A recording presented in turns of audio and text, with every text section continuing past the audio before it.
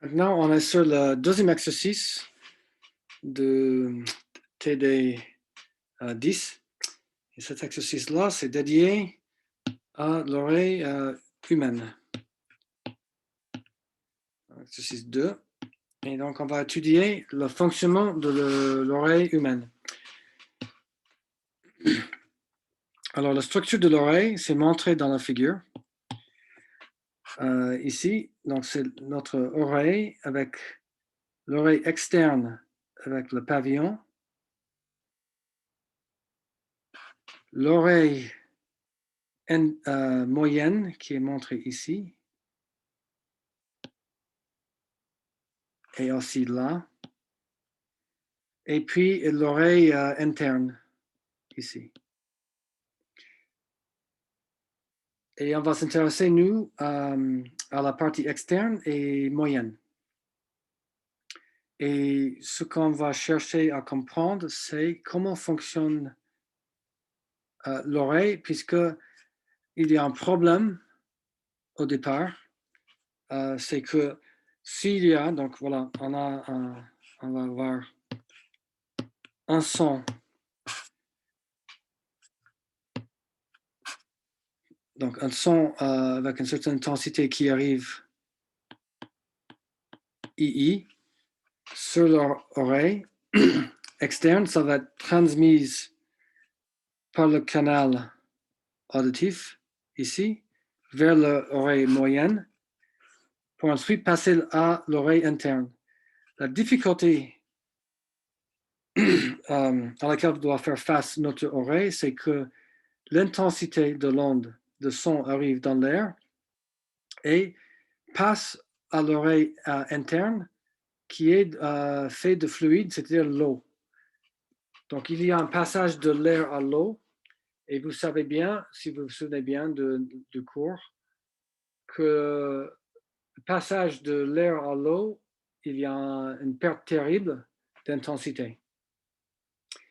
Et donc, le but de cet exercice, c'est de comprendre comment l'oreille humaine s'adapte à contrer ou à compenser cette perte naturelle de passage de l'air à l'eau.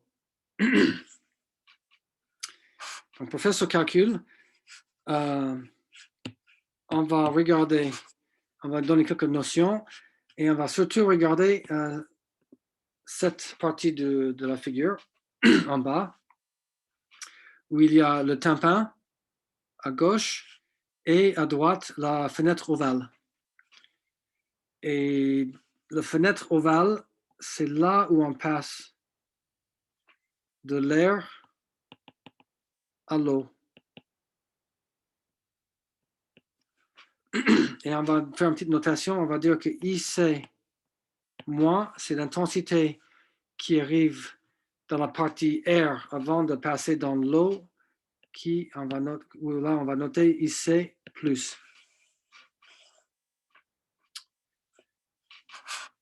Ok, donc j'ai perdu là. Ça c'est l'exercice 2. On nous donne ZR. C'est l'impédance acoustique de l'air, c'est 408 kg par seconde par mètre carré. Tandis que l'impédance acoustique de l'eau, c'est beaucoup plus grande. C'est 1,5 10 puissance 6 kg par seconde par mètre carré. Et la première partie de la question, c'est justement, vous rappelez, recalculer la perte, si on ne fait rien. C'est-à-dire, quel est le rapport entre C plus, IC plus et IC moins? Alors là, IC moins, c'est l'intensité qui arrive sur une surface, et IC plus, c'est la partie transmise. Donc en fait, ça, c'est le coefficient de transmission entre l'interface entre l'air et l'eau. Et pour ça, cette l'expression pour le coefficient de transmission, c'est 4 fois ZR, ZO, divisé par ZR plus ZO au carré. Et on a fait ce calcul dans le cours. Si vous le faites, ZO est beaucoup plus grand que ZR. Donc, on a que ça, c'est approximativement 4 fois ZR sur ZO, comme ça. Et ça, c'est petit. Ça, c'est donc 10 moins 3. Donc, on a une perte un facteur de 10 moins 3 si on ne fait rien. C'est-à-dire qu'il n'y a que 0,1% de l'intensité sonore qui traverse l'interface entre l'air et l'eau. Et donc, notre oreille doit faire quelque chose pour compenser cette perte, sinon on n'entendrait rien. Donc, la deuxième partie, on va commencer à comprendre qu'est-ce que fait notre oreille pour compenser cette perte. La deuxième partie. On suppose, comme on a écrit là, qu'il y a un son d'intensité II qui arrive sur le pavillon de l'oreille externe. Et on suppose que le pavillon de l'oreille a une surface de AP. Donc, notons ça. Donc, une surface de AP ici. Et que l'oreille est soumise à ce son d'intensité II à l'entrée du pavillon. Et la première question, c'est exprimer la puissance acoustique collectée par le pavillon. Alors, une intensité, c'est une puissance par unité de surface.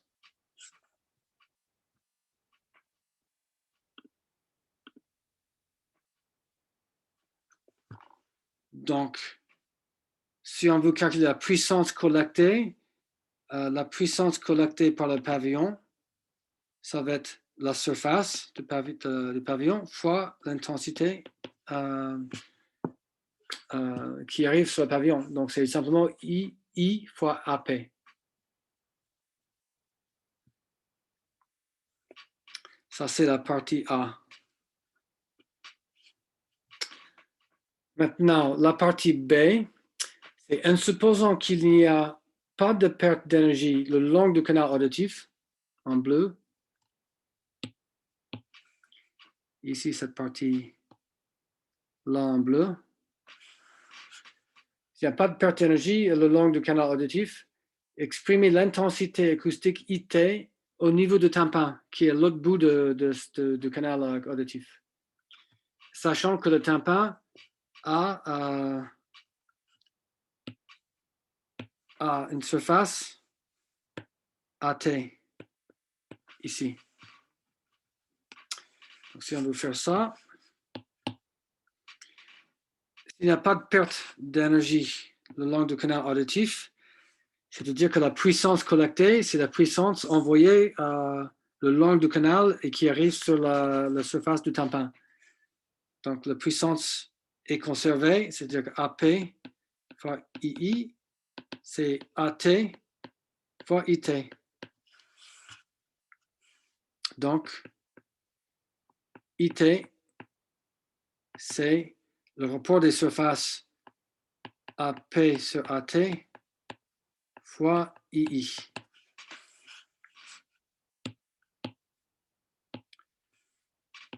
Donc, voilà ça. Et vous voyez déjà qu'il y a une amplification si AP est plus grand que AT.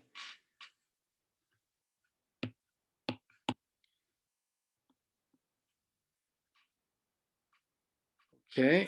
Maintenant, la partie C, on nous demande d'exprimer la surpression acoustique au niveau du tympan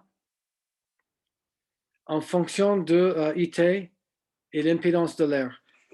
Alors ça, c'est une formule. On sait qu'en général, l'intensité est égale à 1,5 fois la surpression au carré divisé par l'impédance acoustique. Donc, en l'occurrence, c'est l'acoustique, c'est l'impédance acoustique de l'air et on veut la suppression au niveau du tympan. Donc, il faut inverser cette équation pour trouver que la surpression sur le tympan, c'est 2 fois ZR fois l'intensité acoustique IT sur le tympan et la racine carrée de tout ça.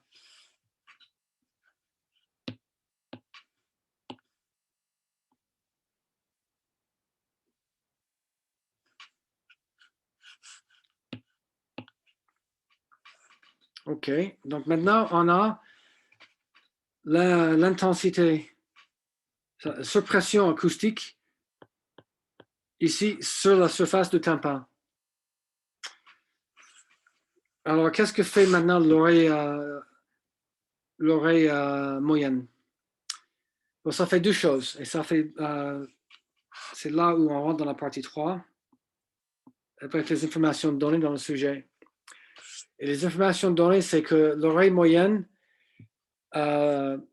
essaie de faire une adaptation d'impédance pour compenser la perte de la transmission faible entre l'air et l'eau. Et l'oreille fait ça avec 2 moyens. Un bras de levier, qu'on voit ici, avec les 3 os. Ici, c'est un bras de levier qui va amplifier la force du tympan. On va l'amplifier pour mettre une force plus grande sur la fenêtre ovale. De manière à que s'il y a une force sur le tympan, alors la force sur la fenêtre ovale qu'on note FC est 1,5 fois la force sur le tympan. Donc, déjà l'amplification, et notons que la force, ça va être lié à la suppression. On va voir ça dans le calcul. Et la deuxième chose qui se passe, c'est qu'il y a un report important de surface entre le tympan et la surface de la fenêtre ovale. C'est un report de AT sur AC qui vaut 30. Et on va utiliser ça par la suite aussi. Donc, pour continuer notre calcul,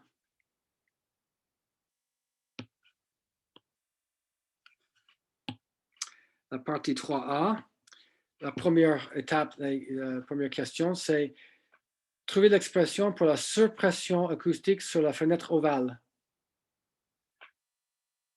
OK, en fonction de la surpression acoustique au niveau du tympan PT, de la surface du tympan AT et de la surface de la fenêtre ovale AC. Donc, ce qu'on veut, c'est la surpression PC au niveau de la fenêtre ovale. Et par la définition, ça, c'est la force sur la fenêtre ovale divisée par l'air de surface de la fenêtre ovale. C'est quasiment la définition de la pression. On écrit comme ça, puisque maintenant on sait relier FC à FT, et puis on peut relier FT à PT. C'est le but. Donc ça devient 1,5 fois FT divisé par AC, et donc 1,5 sur AC, et FT, la force sur le tympan, c'est la surpression sur le tympan fois l'air du tympan. Donc, 1,5, le rapport AT sur AC fois PT. C'est la relation entre la surpression sur la fenêtre ovale et la surpression sur le tympan. Et vous voyez que c'est déjà, il y a une amplification importante, puisque AT sur AC, c'est 30. Amplification importante entre les surpressions. Mais ce n'est pas les surpressions qui nous intéressent, c'est les intensités. Donc, la partie B, c'est de passer de surpression aux intensités. Partie B. En déduire l'expression de l'intensité au niveau de la fenêtre ovale IC en fonction de l'intensité II à l'entrée du pavillon. Alors, il y a une petite faute dans le sujet. Ce qu'on veut calculer, c'est I, c'est moins, c'est-à-dire l'intensité sur la fenêtre ovale avant de rentrer dans l'eau. Donc, on va calculer ça. Et qu'est-ce que c'est? Bon, on vient de calculer le PC, la surpression. Donc, on peut utiliser notre formule générale, c'est-à-dire que l'intensité, étant donné une surpression, l'intensité, c'est 1/2 fois la surpression au carré divisé par l'impédance acoustique du milieu, et on est toujours dans l'air. Donc, c'est 1/2 PC carré sur la ZR. Et maintenant, on utilise la sous-partie A, où on relie PC à PT, puisque si on relie PC à PT, on va avoir une expression en PT. Et puis, on sait lier PT à IT, et puis ensuite lier IT à II. Donc, on continue. Notons, on met d'abord ce qu'on vient de calculer, donc 1/2 et 1 sur ZR, PC au carré. Donc, PC au carré va avoir un PT au carré, puis 1,5 au carré, et le rapport AT sur AP, excusez-moi, AT sur AC,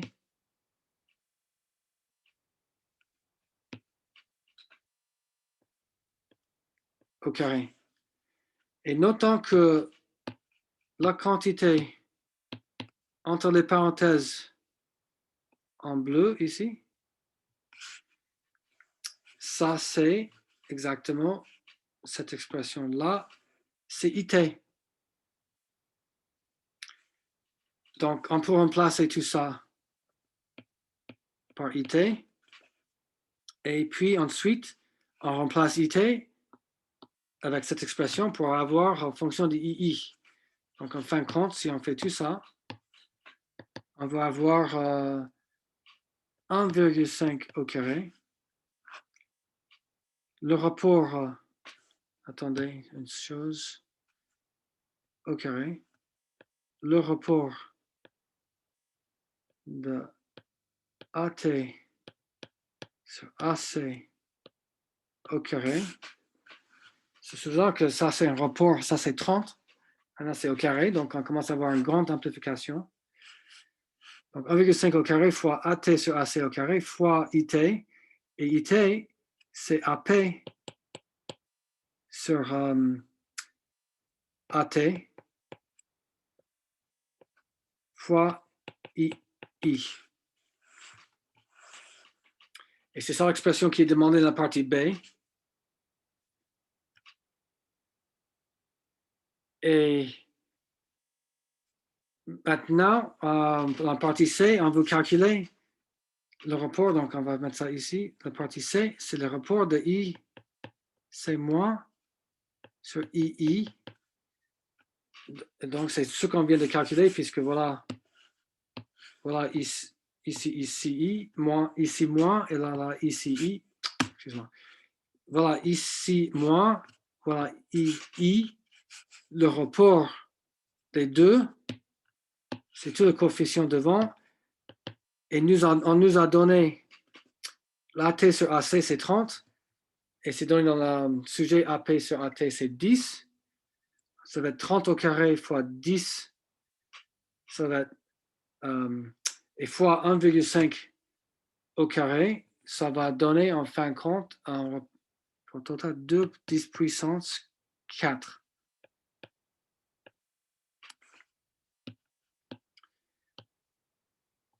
Donc c'est l'oreille fonctionne tel que elle nous donne une amplification du son arrivant sur le pavillon, une amplification de 10 puissance 4, et ça est là pour contrer la perte de 10-3.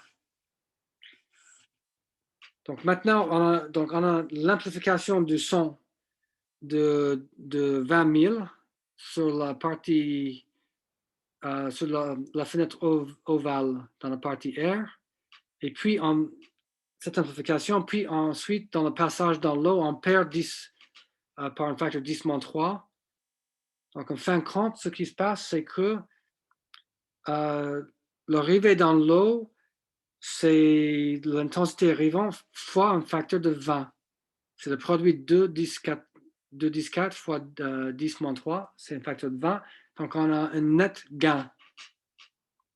Donc l'oreille interne est capable non seulement de compenser la perte de la transition RO, mais il compense si bien qu'il y a en fait en fin de compte un gain net de 20. Donc la réponse à la partie D, c'est oui. L'oreille est capable de compenser la perte, bien au-delà en fait. Et c'est ainsi que vous êtes capable d'entendre ce que moi je dis ici et d'entendre les bruits et les sons autour de nous sans cette perte naturelle de RO qui serait terrible si l'oreille n'était pas capable de le compenser.